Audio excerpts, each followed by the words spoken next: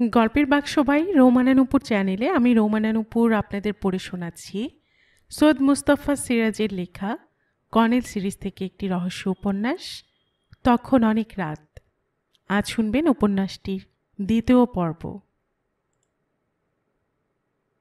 পরদিন উজ্জ্বল কুমারকে পাওয়া গেল মায়াপুরী স্টুডিওতে, দক্ষিণ পূর্ব অংশে বাগানের পেছনে। সেখানে ঘন গাছপালা। তপবন নামে একটা পৌরাণিক ছবির শুটিং হচ্ছে। উজ্জ্বল কুমারের মাথায় চূড়ো মাথা চুল, মুখে প্রকাণ্ড দাড়ি, গলায় রুদ্রাক্ষ, হাতে কমণ্ডলু, পায়ে খড়ম, সাক্ষাৎ ঋষি দুর্বাসা। রথীন্দ্র কর্নেলের কানে কানে বললেন, ওই যে দেখছেন, সবসময় কিন্তু নেশায় চুর। নাচ গান হচ্ছিল মুনিকন্যাদের। বার কতক মনিটরিংয়ের পর টেক শুরু হলো। উজ্জ্বল কুমার একটা ছাতিম গাছের তলায় সিমেন্টের বেদিতে বসে সিগারেট টানছিল। রথীন্দ্র কাছে যেতেই খিকখিক করে হেসে বললেন, কি বাচ্চুবাবু, অরুণ মহন্তকে দিয়ে তোমার নরক গুলজার করাবে নাকি? রথীন্দ্র বললেন, অগত্যা। ওয়েট, মহান্তদাকে আমিই রাজি করিয়ে দেব, কিন্তু একটা শর্তে। রথীন্দ্র হাসবার চেষ্টা করে বললেন, তোমাকে হিরোর রোলটি দিতে হবে, এই তো? উজ্জ্বল কুমার রাঙা চোখে আগুন জেলে বললেন, তুমি আমাকে অপমান করছো বাচ্চু? আহা, ঠাট্টাও বোঝো না। রথীন্দ্র পকেট থেকে মার্লবোরো সিগারেটের প্যাকেট বের করে বললেন, তুমি ফিল্ম ওয়ার্ল্ডের একজন নামী লোক। একসময় তোমার রাস্তাঘাটে বেরোনোর উপায় ছিল না ফ্যানদের গুঁতোর চোটে। তোমাকে ঠাট্টা করবো আমি? নাও, আমেরিকান সিগারেট খাও। উজ্জ্বল কুমার সিগারেট নিলেন। ঋষি দাঁড়ি গোপ সাবধানে সামলে ধরে আগের সিগারেটের আগুনে এটা ধরালেন। তারপর বললেন, এখনও কিছু কম নেই। এখনও হিরোর রোল পেলে শালা কত মেয়ে ছেলের। একটা অশ্লীল বাক্য বেরুল। রথীন্দ্র জিভ কেটে বললেন, এই উজ্জ্বল, কি হচ্ছে? আমার সঙ্গে গেস্ট আছেন দেখছো না? উজ্জ্বল কুমার কর্নেলের আপাদমস্তক দেখে নিয়ে বললেন, ওরে বাস, আপনিও কি মশাই আমার মতো ঋষির রোল পেয়েছেন? মহান্তটা মায়েরই ডুবে ডুবে জল খায়। কর্নেল ওর পাশে বেদিতে বসে পড়লেন হাসি মুখে। আপনার অভিনয় আমি দেখেছি, আমিও আপনার একজন ফ্যান। উজ্জ্বল কুমার বললেন, আমার লেটেস্ট ছবি বসুন্ধরা রাষ্ট্রপতির পদক পেয়েছিলাম। সে বছর আমি দেশের বেস্ট অ্যাক্টর ছিলাম। বসুন্ধরা দেখেছেন কি? কর্নেল মিষ্টি হাসলেন। উজ্জ্বলবাবু, আপনার সঙ্গে আমার কিছু কথা আছে। উজ্জ্বল কুমার ভুরু কুঁচকে বললেন, কথা? কি কথা? এই ছবি টবি ব্যাপারে আর কি। আমি একটা ছবি করার তালে আছি, তাই। উজ্জ্বল কুমার সন্দিগ্ধ দৃষ্টে একবার রথীন্দ্র, একবার কর্নেলকে দেখে নিয়ে তারপর ফিক করে হাসলেন। বাচ্চু, বুঝে গেছি। অসংখ্য ধন্যবাদ তোমাকে। তুমি এ লাইনের পুরনো লোক, আমার কদর বোঝো। ওই অমেয়শালা একেবারে বেলাইন থেকে ছিটকে এসে এখানে ভিড়েছিল। কেন ভিড়েছিল তাও তো জানি। বুঝলেন মশাই, অমেয় বক্সি ছিল বাচ্চুর নতুন ছবির ডাইরেক্টর। এখন সে নরকের পথে রওনা দিয়েছে। আমি পই পই করে বাচ্চুকে বলেছিলুম, ওই শালা মাগি বাচ্চাটাকে দিয়ে আর ছবি করেও না, ভরাডুবি হবে। কর্নেল বললেন, অমিয়বাবু নরকের পথে রওনা দিয়েছে না কি বললেন যেন?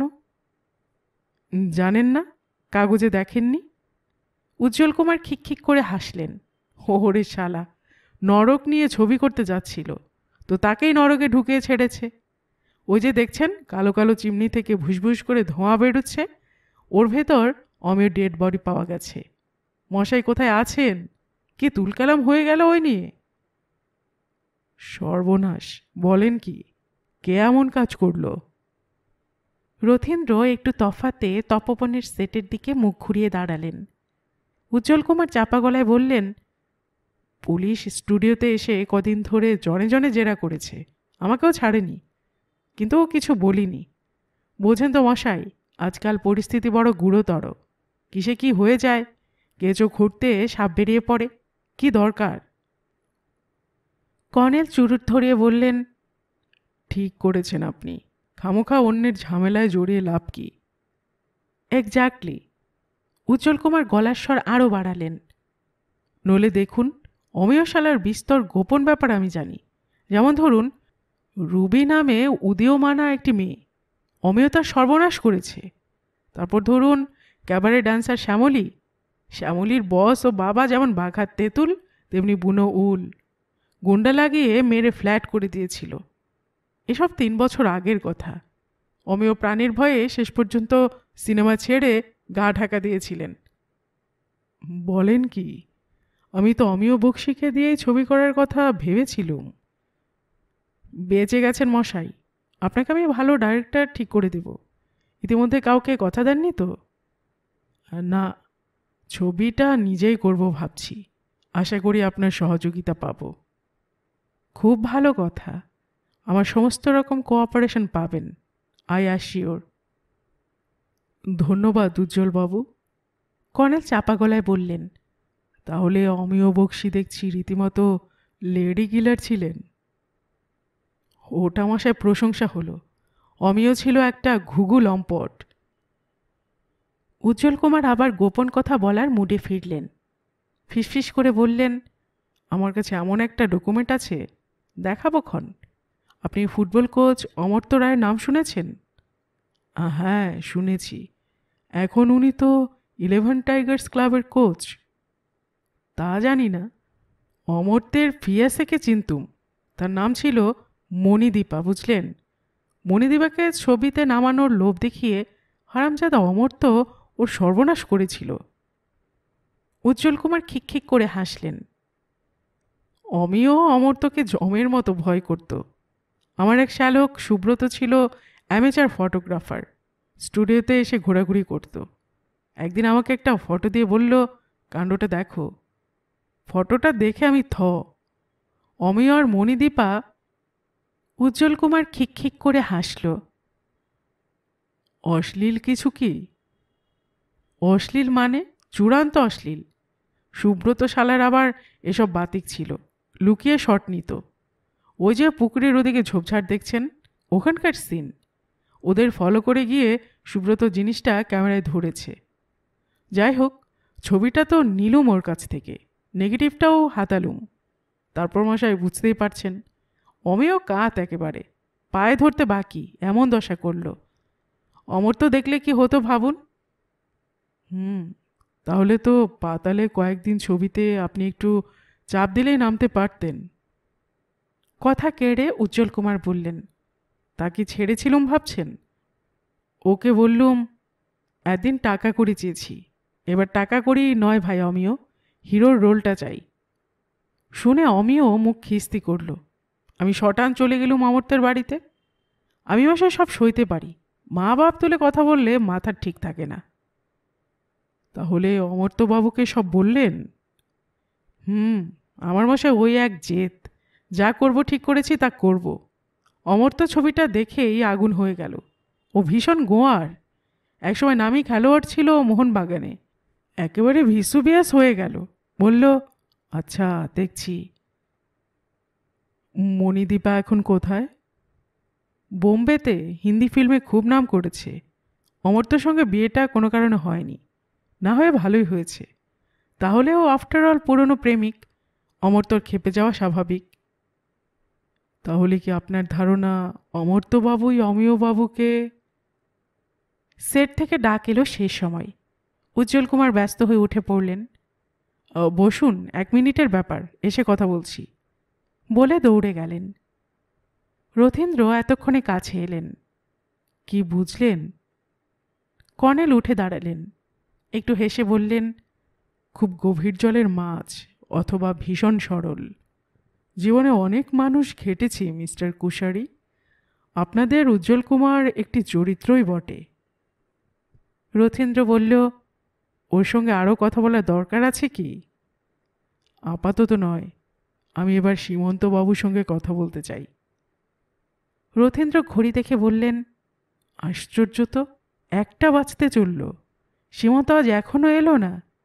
চলুন ওর মুনলাইটে একবার ফোন করে দেখি, অসুখ বিসুখ হলো নাকি। যেতে যেতে কর্নেল বললেন, উজ্জ্বলবাবু এসে খুঁজে না পেয়ে চটে যাবেন। সে আমি ম্যানেজ করব ক্ষণ, ভাববেন না। স্টুডিও অফিসে ফোন করলেন রথীন্দ্র। সীমন্ত, কি ব্যাপার? হ্যাঁ, বলো কি? ক্যামেরা ট্যামেরা চুরি যায়নি তো? শুধু ছবি? কিসের ছবি? ধুস, ছেড়ে দাও। ভারী তো একটা ছবি, তার জন্য তোমার পাগলামি। শোনো, এক্ষুনি চলে এসো এখানে, জরুরি দরকার আছে। এক ভদ্রলোক তোমার জন্য অপেক্ষা করছেন। ফোন রেখে রথীন্দ্র হাসতে হাসতে বললেন, রাতে চোর তালা ভেঙে ওর স্টুডিওতে ঢুকেছিল, কয়েকটা ছবি চুরি গেছে, তাই মন খারাপ করে বসে আছে। থানায় গিয়েছিল, পুলিশ এসে দেখে গেছে, কিন্তু পাত্তা দেয়নি।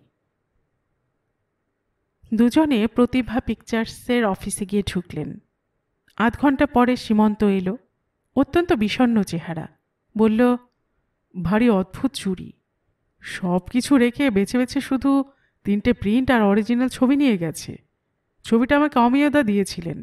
দারুণ ফেস, এক মাথা চুলের মধ্যে ডিমালো মুখ, বড় বড় চোখ, এনলার্জে অসাধারণ এসেছিল।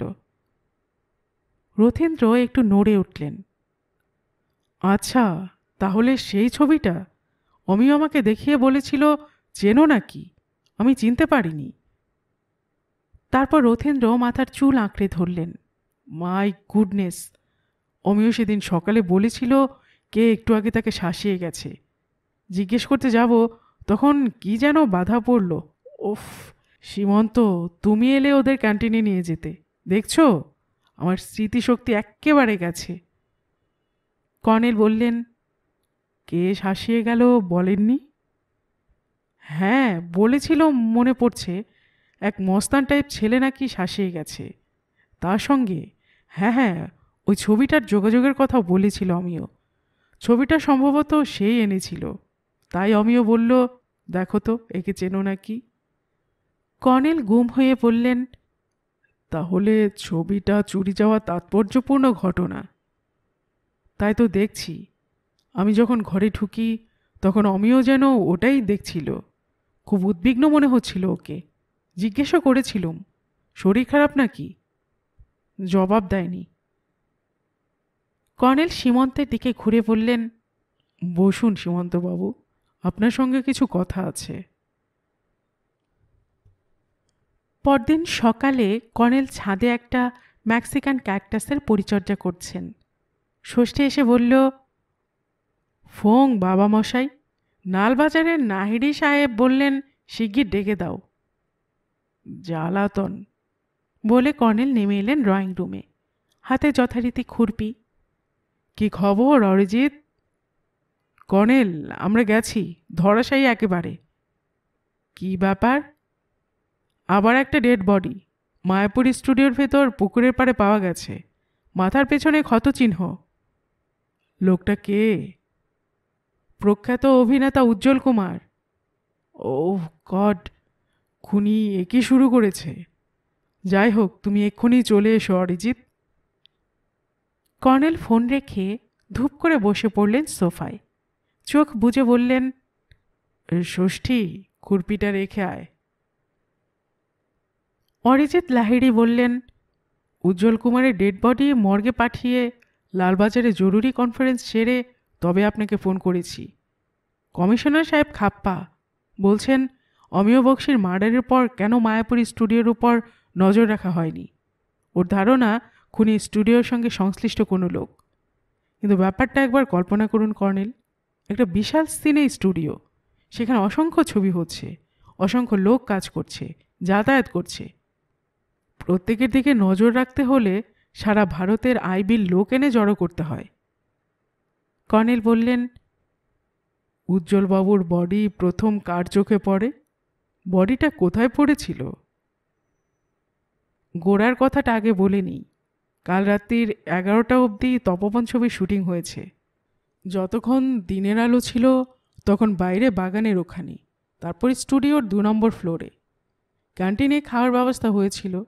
উজ্জ্বল কুমারকে শেষ দেখা গেছে রাত 9টা নাগাদ। ক্যান্টিনে খেয়ে বাইরে দাঁড়িয়ে সিগারেট টানছিলেন। তার কাজ দিনেই শেষ হয়ে গিয়েছিল, তো তবু বাড়ি যাননি। ভোর 6টা নাগাদ স্টুডিওর একজন মালি বাগানে সিটবেড দেখতে যায়। তারই চোখে পড়ে পুকুরের পশ্চিম পাড়ে বডিটা পড়েছিল। উজ্জ্বলবাবুর বডি সার্চ করেছ আশা করি? করা হয়েছে। সিগারেটের প্যাকেট, গাঁজার পুড়িয়া, একটা লাইটার, নগদ 60 টাকা আর কিছু খুচরো পয়সা পাওয়া গেছে। আর একটা 1000 টাকার চেক, কিন্তু চেকটা ব্যাংক থেকে ফেরত দেওয়া, সঙ্গে স্লিপ আটা আছে। Payment is postponed by the depositor.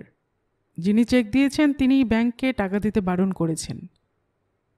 কোন ব্যাংক? Federal Bank of India, Shyambazar branch. চেকের সই দেখে নাম পড়া যায়নি। এখনই ব্যাংকে খোঁজ নাও, ডিপোজিটার কে এবং কোথায় থাকে। আর অরিজিৎ চোখে প্রশ্ন নিয়ে তাকালেন। বলতে চাইলেন, উজ্জ্বল কুমার একজন অভিনেতা, খ্যাতি কমলেও নানা ছবিতে অভিনয় করেন। কাজে কোনো প্রযোজক তাকে চেকে টাকা দেবেন, এটা স্বাভাবিক। কর্নেল বুঝতে পেরে মৃদু হেসে বললেন, উজ্জ্বল কুমার ব্ল্যাকমেলার ছিলেন। অমেয় বক্সিকে ব্ল্যাকমেল করতেন। চেক ইস্যু করে পেমেন্ট বন্ধ করতে বলা হয়েছে, তাই সন্দেহ হচ্ছে। আর যা বলছিলুম, শিগগির উজ্জ্বল কুমারের বাড়ি সার্চ করো। ওর সংগ্রহে যদি কোনো ফটো এবং ফটো নেগেটিভ যত্ন করে গোপনে রাখা থাকে, সেগুলো খুব দরকার, আমি একটু দেখতে চাই। অরিজিৎ একটু অবাক হয়েছিলেন। হাত বাড়িয়ে ফোন নিয়ে ডায়াল করলেন। তারপর মৃদুস্বরে কাউকে কিছু বললেন। ওর ফোন করা হলে কর্নেল বললেন, কমিশনার সাহেব ঠিকই বলেছেন অরিজিৎ, মায়াপুরী স্টুডিওর ভেতর কড়া নজর রাখা উচিত। হ্যাঁ, কাজটা সহজ নয়, তবু যতটা পারা যায়। অন্তত গেটে করা চেক আপ না করে ঢুকতে দেওয়া যেন না হয়। অরিজিৎ হাসলেন। হিতে বিপরীত হবে না তো কর্নেল? একে তো বাংলা ছবির অবস্থা শোচনীয়, তবু টিমটিম করে যেটুকু চলছে, পুলিশের এরকম কড়াকড়িতে বাধা পাবে না তো?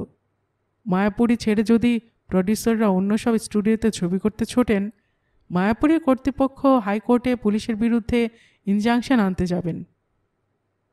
কর্নেল সমস্যাটা ঠাউর করে বললেন, হ্যাঁ, তবে যে কাণ্ড হলো, পরপর 2টো খুন, এরপর এমনিতেই সিনেমার লোকেরা মায়াপুরী সম্পর্কে একটু ঘাবড়ে যেতে পারে। আতঙ্ক জিনিসটা সংক্রামক। কাজে মায়াপুরী কর্তৃপক্ষের নিজেদের স্বার্থেই উচিত হবে পুলিশের সঙ্গে সহযোগিতা করা। খুনি ধরা পড়লে ওরা যেমন আর্থিক লোকসান থেকে বাঁচবেন, তেমনি প্রডিউসাররাও। অরিজিৎ সায় দিয়ে বললেন, হ্যাঁ ঠিক ঠিক, আমরা ওদের সঙ্গে এখনই কথা বলে সেটেল করে নেব। ষষ্ঠী এতক্ষণে কফি দিয়ে গেল। কফি খেতে খেতে কর্নেল বললেন, বিকেলে তোমাকে ফোনে সীমন্তবাবুর স্টুডিও থেকে ছবি চুরি যাওয়ার কথা বলেছিলুম। তাছাড়া অমেয়বাবুকে কে শাসাতে এসেছিল? অরিজিৎ বললেন, হ্যাঁ, মায়াপুরী ক্যান্টিনে সুরেশ নামে বটের সঙ্গে কথা হয়েছে। ওইদিন সকালে যখন সে প্রতিভা পিকচার্সের অফিস থেকে কাপ আনতে যাচ্ছিল, সিঁড়িতে একটা লোকের সঙ্গে তার ধাক্কা লাগে। লোকটি রেগেমগে বেরিয়ে যাচ্ছিল। ক্যান্টিনের বয়টি মানে সুরেশের বয়সী সে লোকটা। সুরেশেরও ধাক্কা খেয়ে তার উপর খুব রাগ হয়েছিল। তার জন্য সে ঘুরে তাকিয়েছিল তার দিকে, কিন্তু সুযোগ পায়নি। পরে গেট পেরিয়ে চলে যায় লোকটা। কর্নেল বললেন, এখন কথা হচ্ছে সীমন্তের স্টুডিও থেকে ছবিটা চুরি গেছে অমেয়বাবু ডেড বডি পাওয়ার 3 দিন পরে। সে যুবকটি যে ছবি চুরি করেছে এ বিষয়ে আমি নিঃসন্দেহ। ছবিটির সূত্রে তাকে পুলিশ খুঁজে বের করতে পারে ভেবেই সে মরিয়া হয়ে এ কাজ করেছে।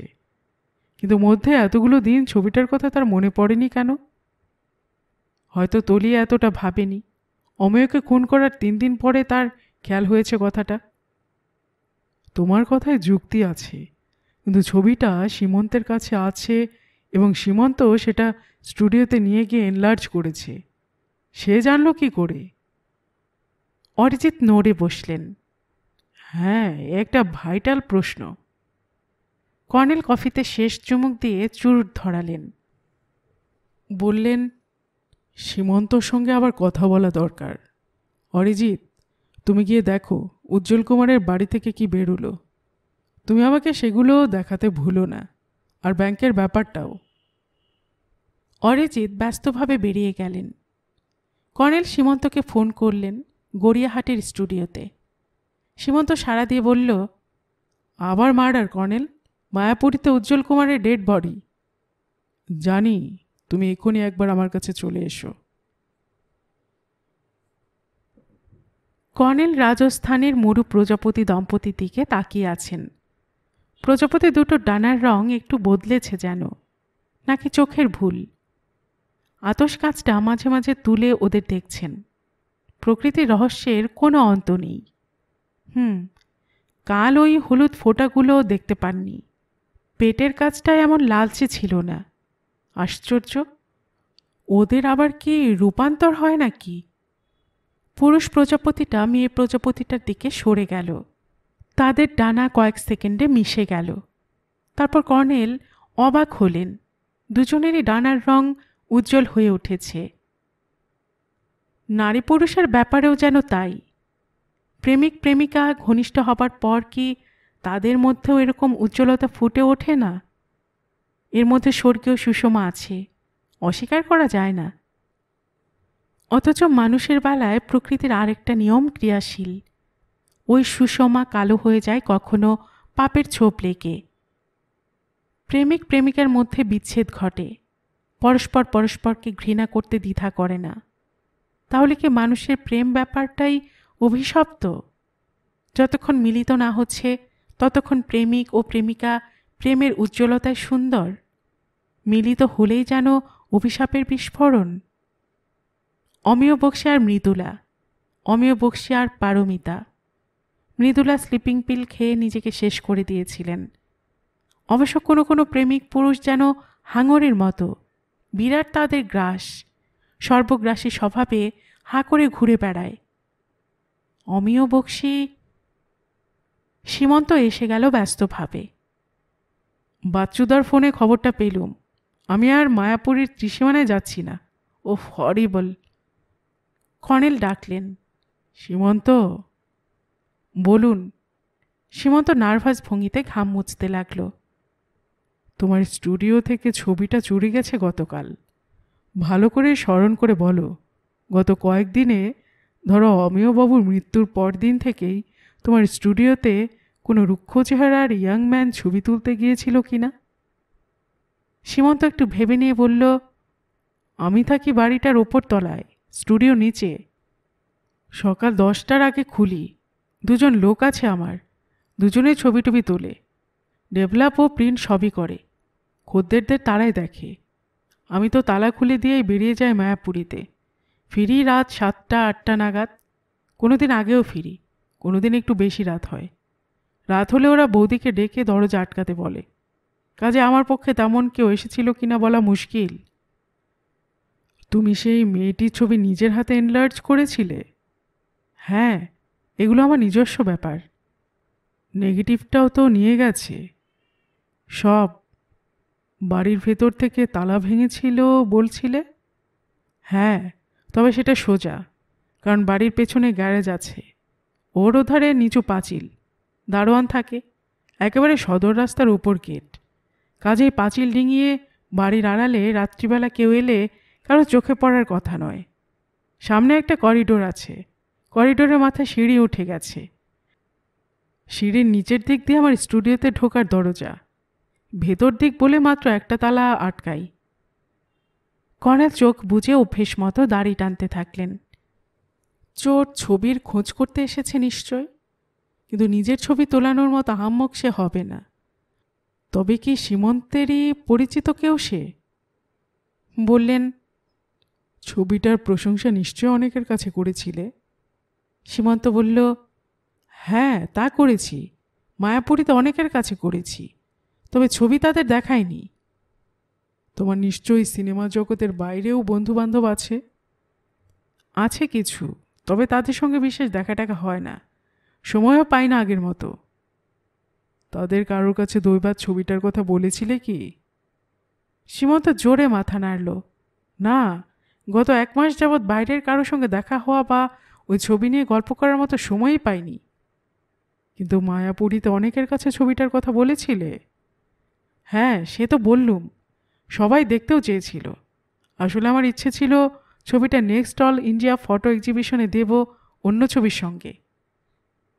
ব্যাপারটা তাহলে খুব জটিল হয়ে গেল। কর্নেল টাকে হাত বুলিয়ে একটা বড় শ্বাস ছাড়লেন।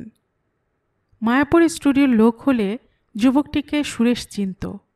কাজে বাইরের লোক প্রতিদিন মায়াপুরীর ভেতর অসংখ্য আসে। সীমন্ত যখন ছবিটার কথা বলছিল তখন কি তার কানে গেছে দৈবাত? কাছাকাছি উপস্থিত ছিল কি তখন? এটা বড্ড বেশি আকস্মিকতা হয়ে যাচ্ছে। অবশ্য ছবিটার জন্য উদ্বিগ্ন হয়ে তার মায়াপুরীতেই ছুটে আসার সম্ভাবনা। প্রতিভা পিকচার্সের লোকজনেরা আনাচে কানাচে ঘুরে বেড়াতেও পারে। যদি ছবিটার কিনারা করতে পারে, ছবিটার সঙ্গে তার জীবন মরণ সমস্যা জড়িয়ে থাকার কথা। ছবিটার সূত্রে পুলিশ তাকে খুঁজে বের করতে পারত, কারণ ছবির মেয়েটির হয়েই সে শাসাতে এসেছিল অমেয় বক্সিকে। কর্নেল চোখ খুললেন। আচ্ছা সীমন্ত, ছবির মেয়েটির ছবিটির মধ্যে তুমি এমন কি দেখেছিলে যে তোমার অত ভালো লেগেছিল এবং এক্সিবিশনে দেবার কথা ভেবেছিলে? আপনাকে তো আগেই বলেছি কর্নেল, কাব্য করে বলা যায় বিষাদ প্রতিমা। সীমন্ত একটু হাসল। তাছাড়া সরলতা, একটা আলাদা অ্যাস্থেটিক ডাইমেনশন। আর কোনো বৈশিষ্ট্য একটু ভেবে বলো। সীমন্ত সোজা হয়ে বসল। কেন? মেয়েটি সুইসাইড করেছে বলেই তো আমার কাছে। হোয়াট? কর্নেলের বাজ ডাকার মতো হাঁকড়ানিতে সীমন্ত ঘাবড়ে গেল। হ্যাঁ, অমিয়দা বললেন মেয়েটি সুইসাইড করেছে। তাই শুনেই তো আমার ইন্টারেস্ট বেড়ে গেল। কথাটা কাল তুমি বলনি। কর্নেল কণ্ঠস্বর নরম করে বললেন। ভুলে গিয়েছিলুম। কর্নেল ফোন তুলে ডায়াল করতে থাকলেন। হ্যালো, ডিসিডিকে চাইছি। আমি কর্নেল নীলাদ্রি সরকার বলছি। ফেরেনি এখনও? ঠিক আছে, ফিরলেই প্লিজ আমাকে রিং করতে বলবেন। আমার নাম্বার অরিজিৎ জানে। ওকে, থ্যাংক ইউ ম্যাডাম। সীমন্ত মুখ চুন করে বসেছিল। কর্নেল সস্নেহে তার পিঠে হাত রাখলেন। Darling, take it easy. একটা মূল্যবান পয়েন্ট আশা করছি। সুইসাইড কেস যখন, পুলিশ রেকর্ডে তার ডেড বডির ছবি থাকতেও পারে। বাধা ধরা নিয়ম কিছু নেই, তবে বিশেষ বিশেষ ক্ষেত্রে বা সন্দেহজনক কেসে ফটো রাখা হয়। দেখা যাক। সীমন্ত আসতে বলল। দেখলে আমি চিনতে পারবই। তুমি ছাড়া আর কে শনাক্ত করবে? বসো, একটু কফি খাও। ততক্ষণ আমি একটা ছোট্ট কাজ সেরে নিই। প্রজাপতি দুটোকে কিছুক্ষণ রোদ্দুরে রাখা দরকার। অরিজিৎ এলেন সন্ধ্যা 6:30। বললেন, আজ দিনটা যে গেল তা বলার নয়। আপনি ফোন করেছিলেন শুনলুম, কিন্তু ফোনে এত কথা বলা যেত না, তাই আর রিং করিনি। কর্নেল ইজি চেয়ারে বসে দুলতে দুলতে বললেন, বলো ডার্লিং। উজ্জ্বলবাবুর বাড়ি সার্চ করে আলমারির লকারে একটা খাম পাওয়া গেছে, দেখাচ্ছি। খামের ভেতরে একটা নেগেটিভ এবং তার নতুন দুটো প্রিন্ট আছে। অমিয় বক্সী আর মণিদীপা নামে অভিনেত্রীর ছবি। অশালীন ঘনিষ্ঠতার নমুনা। অরিজিৎ অবাক হলেন। আপনি কি করে জানলেন? জানবো বলেই তো তোমরা আমার সাহায্য চেয়েছো ডার্লিং। কর্নেল হো হো করে হাসলেন। অরিজিৎ হাসতে হাসতে অ্যাটাচি খুলে একটা খাম বের করে দিলেন। খামের ভেতর থেকে সেই নেগেটিভ আর দুটো প্রিন্ট বেরোলো পোস্টকার্ড সাইজের। কর্নেল প্রিন্ট দুটো দেখে নেগেটিভটা টেবিল ল্যাম্পের সামনে ধরে মিলিয়ে নিলেন। ছবিটা সত্যি অশালীন অবস্থার। মণিদীপার হয়তো তত দোষ ছিল না। ফিল্মের জীবনে উচ্চাকাঙ্ক্ষা তাকে বাধ্য করেছিল আত্মসমর্পণে। কিন্তু অমিয় বক্সী কামনা তাড়িত হয়ে এমন পশু হয়ে যেতে পারেন ভাবলে অবাক লাগে। স্থানকাল জ্ঞান পর্যন্ত ছিল না ভদ্রলোকের। আরও কয়েকটা ছবি, সবই নানা সাইজের প্রিন্ট। বিভিন্ন পোজে তোলা এক মহিলার 3টে ছবি। দুটো ছবিতে উজ্জ্বল কুমারের পাশে ঘনিষ্ঠভাবে তিনি দাঁড়িয়ে আছেন। তত সুন্দরী কিছু নন, কিন্তু সেক্সি চেহারা, মডেল গার্লদের মতো দেখাচ্ছে। কর্নেল বললেন, এ মহিলা কে? উজ্জ্বলবাবুর স্ত্রীকে দেখিয়েছি এ ছবি দুটো। উনি বললেন, চিনি না। ওদের বাড়ির আর্থিক অবস্থা কেমন দেখলে? ভীষণ খারাপ। ভাড়া বাড়িতে থাকেন। হাতিবাগান এলাকায় একটা ঘিঞ্জি গলির ভেতর বাড়িটা। উজ্জ্বলবাবুর স্ত্রীও রুগ্ন মানুষ। দুটি ছেলে, একটি মেয়ে। বড় ছেলে স্বপন নাকি এক সময় ভালো ফুটবল প্লেয়ার ছিল, হঠাৎ খেলা ছেড়ে দেয়, এখন দাগি আসামি। গোটা কত কেস ঝুলছে ওর নামে। ছোট ছেলে তপন কারখানায় চাকরি করে, তার নামে থানায় কোনো রেকর্ড নেই, তারা এই সংসার চলে। মেয়ের নাম রাখি। রাখি। অরিজিৎ একটু হাসলেন। কি? থানার রেকর্ডে দেখলুম রাখি কল গার্ল। কয়েকবার ওকে ধরে নিয়ে যাওয়া হয়েছে, থ্রেটনিং দিয়ে ছেড়ে দেওয়া হয়েছে ওর বাবার অনুরোধে। কর্নেল উজ্জ্বল কুমার এবং অপরিচিতা মহিলার ছবিটা দেখতে দেখতে বললেন, উজ্জ্বলবাবুর স্ত্রী কিছু বলতে পারলেন না? না। বললেন, অনেক মেয়ে তো ওর সঙ্গে ছবি তুলতো এক সময়, তুলতে পেলে ধন্য হতো। তাই বললেন বুঝি? হ্যাঁ। এই একটা ছবি আমি রাখছি, তুমি এক কাজ করো, বাকি ছবির সাহায্যে মহিলাটিকে আইডেন্টিফাই করার চেষ্টা করো। অরিজিৎ একটু দ্বিধা দেখিয়ে বললেন, কাজে লাগবে মনে করছেন? লাগতেও পারে। এমন যত্ন করে লুকিয়ে রেখেছিলেন ভদ্রলোক, তাই মনে হচ্ছে এই সূত্রটারও গুরুত্ব আছে। অরিজিৎ খামটা ঢুকিয়ে রেখে একটা নোট বই বের করলেন, বললেন, আর ফেডারেল ব্যাংকেও তদন্ত করা হয়েছে। কর্নেল ঘুরে বললেন, বলো। চেকটা ইস্যু করেছেন মণিদীপা সরকার, এখন বোম্বেতে হিন্দি ছবির অভিনেত্রী। My goodness! উজ্জ্বলবাবু মণিদীপাকেও ব্ল্যাকমেল করতেন তাহলে? মণিদীপা সম্প্রতি কলকাতা এসেছিলেন একটা ছবির শুটিংয়ে। শুটিং হয়েছিল অন্য একটা স্টুডিওতে। মণিদীপার সঙ্গে শিগগির যোগাযোগ করো, এই চেকটার ব্যাপারে এক্সপ্লেনেশন চাও। অলরেডি বলে এসেছি যোগাযোগ করতে। বুদ্ধিমানের মতো কাজ করেছো ডার্লিং। কর্নেল ইজি চেয়ারে আবার দুলতে শুরু করলেন, চোখ দুটো বন্ধ। ষষ্ঠী যথারীতি কফি ট্রে রেখে অরিজিতের দিকে আর চোখে চাইতে চাইতে ভেতরে গেল। অরিজিৎ বললেন, ষষ্ঠীর কফি খাওয়ার পর অন্য কোথাও কফি রোচে না। কর্নেল চোখ খুলে চমক খেয়ে বললেন, কি করেছ ষষ্ঠী? প্রজাপতি দুটো? অরিজিৎ হাসলেন, না না, ওর কফির প্রশংসা করছি। কর্নেল সন্দিগ্ধ মুখে উঠে দাঁড়ালেন। একবার দেখে আসি, কিছু বলা যায় না বলে হন্তদন্ত হয়ে ল্যাবরেটরি ঘরে গিয়ে ঢুকলেন। মিনিট 2-3 পরে বেরিয়ে এলেন হাসি মুখে। ইজি চেয়ারে বসে কফির পেয়ালা তুলে বললেন, জুনের শেষাশেষি ছাদে ওদের একটি ব্রিডিং গ্রাউন্ড তৈরি করা দরকার। কিভাবে সেটা করা যাবে সেই সমস্যা, বড় কাকের উপদ্রব। অরিজিৎ বললেন, হ্যাঁ, আমাদের আর্টিস্ট ভদ্রলোককে বলেছি সেই যুবকটির মোটামুটি একটা স্কেচ করে দিতে। ওকে মায়াপুরী স্টুডিওতে নিয়ে যাওয়া হয়েছিল। ক্যান্টিন বয় সুরেশের কাছে চেহারার বর্ণনা নিয়েছেন।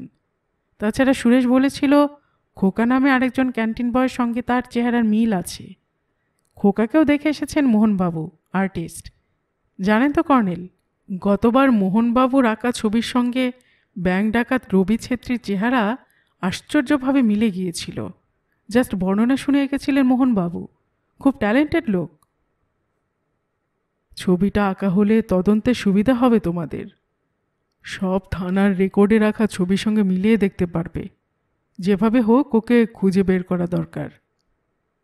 অরিজিৎ একটু চুপ করে থেকে বললেন, আপনি কি ওকেই খুনি বলে মনে করছেন? অমিয় বক্সিকে খুন করার জন্য এখন একমাত্র ওর মোটিভটাই জোরালো দেখছি। কারণ প্রথম কথা, সে অমিয়বাবুকে শাসাতে এসেছিল। দ্বিতীয় কথা, আরও গুরুত্বপূর্ণ পয়েন্ট, এটা ছবি চুরি। ছবিটা সে অমিয়বাবুর কাছে ফেরত নিতে আসেনি। কিন্তু যেই অমিয়বাবু খুন হলেন, ব্যাপারটা তার কাছে অস্বস্তির কারণ হয়ে উঠল। সে যদি দোষী না হয়, তাহলে এই সতর্কতা কেন? ঠিক। অরিজিৎ সিগারেট ধরালেন। কিন্তু উজ্জ্বল কুমারকে খুনের মোটিভ এক্ষেত্রে দেখা যাচ্ছে ব্ল্যাকমেলারের মুখ চিরতরে বন্ধ করা। মণিদীপা ফেঁসে যাচ্ছেন যুক্তিসঙ্গতভাবেই।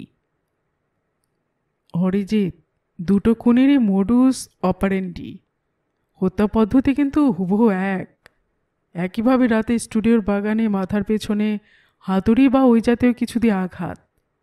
আমার ধারণা উজ্জ্বল কুমারের বডিটাও উইলফ্রেড কোম্পানির ক্যান্টিনের চিমনিতে ঢোকানোর ইচ্ছে খুনির ছিল। যে কোনো কারণে হোক পারেনি, বডিটা ফেলে রেখে পালিয়ে যেতে বাধ্য হয়। অরিজিৎ শুনছিলেন কান খাড়া করে। কর্নেল থামতেই বললেন, দ্যাটস রাইট। স্টুডিও এরিয়ার ভাঙা পাঁচিলের অংশটাতে উইলফ্রেড কোম্পানি শক্ত করে কাঁটাতারের বেড়া দিয়েছেন। অমিয়বাবু ডেড বডি পাওয়ার পর পুলিশ ডিপার্ট থেকে কোম্পানিকে বলা হয়েছিল বেড়া দিতে। স্টুডিও কর্তৃপক্ষকেও বলা হয়েছে শিগগির ভাঙা অংশটা মেরামত করতে। এদের তো সপ্তাহে গড়িমসি, একটা ডিসিশন নিতে 10 মাস লেগে যায়। একসময় মায়াপুরীর অবস্থা কি ছিল, এখন কি হয়েছে ভাবা যায় না। কর্নেল হাসলেন। বাংলা ফিল্ম ইন্ডাস্ট্রির দুর্দশার প্রতিফলন ঘটা স্বাভাবিক ডার্লিং। যা বলেছেন, বলে অরিজিৎ লাহিড়ী উঠে দাঁড়ালেন। আসি কর্নেল, রাত্রিরে তো ঘুমটুম চলে গেছে, তার উপর আজ সারাটা দিন যা গেল। 1 মিনিট অরিজিৎ, এই কয়েকটা পয়েন্ট নোট করে নাও তোমার ডায়েরিতে। অরিজিৎ অ্যাটাচি খুলে নোট বই বের করলেন। বলুন। কর্নেল চোখ বুজে দুলতে দুলতে বললেন, লেখো। অজ্ঞাত পরিচয় যুবক এবং ছবির মেয়েটির সম্পর্কে তথ্য চাই। 2, উজ্জ্বলবাবুর পাশে দাঁড়ানো মহিলার পরিচয় চাই। 3, উজ্জ্বলবাবুর বড় ছেলে স্বপনের একটি ছবি চাই। 4, তার বোন রাখির একটি ছবি চাই। 5, মণিদীপার ওই চেক সংক্রান্ত একটি বিবৃতি চাই এবং সেই সঙ্গে তার জীবন সম্পর্কে তথ্য, অতীত বর্তমান সব তথ্যই চাই। লিখেছ? হ্যাঁ, আর কিছু? লেখো। 6, 11 টাইগার্স ফুটবল ক্লাবের কোচ অমর্ত্য রায়ের একটি বিবৃতি চাই। অরিজিৎ তাকালেন। অমর্ত্য রায় কেন বলুন তো? তিনি মণিদীপার প্রেমিক ছিলেন এবং অমিয়র ঘোর শত্রু। ও আচ্ছা, তবে ভদ্রলোক বড় টাফ, এ হার্ড নাট টু ক্র্যাক। জানি। এই খুনোখুনি সম্পর্কে ওর কি বক্তব্য জানা খুবই দরকার। এই পয়েন্ট থেকে ওর বিবৃতি নেবে এবং অ্যালিবাই কি তাও বিশদ জেনে নেবে। অর্থাৎ অমিয়বাবুর খুনের রাতে কোথায় ছিলেন উনি, এবং উজ্জ্বলবাবুর খুনের রাতে বা কোথায় ছিলেন, কি করেছেন, কথাগুলো সত্য না মিথ্যা তদন্ত করে দেখার পর আমাকে জানাবে। অরিজিৎ একটু ইতস্তত করে বললেন, বরং আমার সঙ্গে আপনি চলুন না একদিন। ওকে ময়দানে ক্লাবের টেন্টেই পাওয়া যাবে সকালের দিকে। 8টার মধ্যে যেতে হবে। আপনার চোখ দিয়ে ওকে যাচাই করার মূল্য অনেক বেশি। কর্নেল হাসলেন। ঠিক আছে, অ্যাপয়েন্টমেন্ট করে আমাকে জানিয়ে দিও। অরিজিৎ ছটপট নোট বই অ্যাটাচিতে ঢুকিয়ে বললেন, আসি কর্নেল। তারপর দ্রুত বেরিয়ে গেলেন। কর্নেল হাসছিলেন। আরও পয়েন্ট নোট করার ভয়ে বেচারা কেটে পড়ল। স্বাভাবিক সেটা। চেহারা দেখে বোঝা যাচ্ছিল খুব ছুটোছুটি করে বেরিয়েছে। ওপরতলার তাগিদে তার মতো অফিসারকেও গা ঘামাতে হচ্ছে, নাহলে চেয়ারে বসে হুকুম চালিয়ে ক্ষান্ত থাকত। ওর দোষ নেই, আজকাল এরকমটি হয়েছে। প্রশাসন যন্ত্রের জগদ্দল নড়তে চায় না সহজে। ভাগ্যিস অমিয় বক্সির প্রযোজক ছিলেন রথীন্দ্র কুশারি, কেন্দ্রীয় মন্ত্রী যার আত্মীয়, এবং স্বয়ং কমিশনার সাহেব সুরিত। সমস্তটা এখনও জটিলতর হয়ে উঠছে।